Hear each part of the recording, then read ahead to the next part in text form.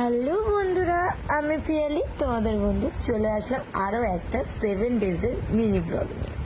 সকাল সকাল ঘুম থেকে উঠে চলে গেছিলাম হাওড়া স্টেশন। এই দেখো আমাদের চুন্টু পুন্টুগুলোকে। আমরা এখন কোথায় যাচ্ছি বলো তো? তোমরা আমাকে কমেন্ট বক্সে জানাবে তো গেস করে আমরা কোথায় যাচ্ছি।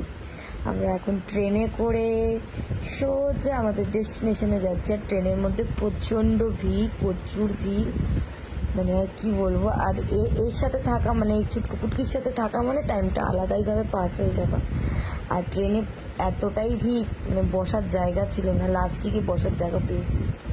এই দেখো ট্রেনের মধ্যে বেলুন কিনেছে, বেলুনটা প প করে আওয়াজ হচ্ছে, আর সারা ট্রেনে এরকম উৎপাত হয়েছে।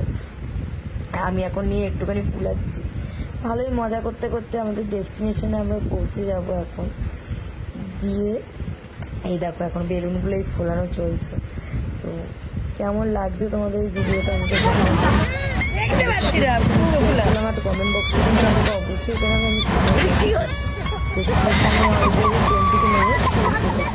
আর এইখানে দাঁড়িয়েই আমি এত সুন্দর একটা চা খেয়েছি, জাস্ট অসাধারণ। আর এখানে সব জায়গাতেই চা বানানো হয় মাটির ভাঁড়ে মানে কি মাটির হাঁড়িতে। এত সুন্দর আর এত টেস্টি, খুব সুন্দর। আর চলো দেখা হবে নেক্সট ভিডিওতে। তোমরা কমেন্ট বক্সে জানাও আমি কোথায় এসেছি। টাটা।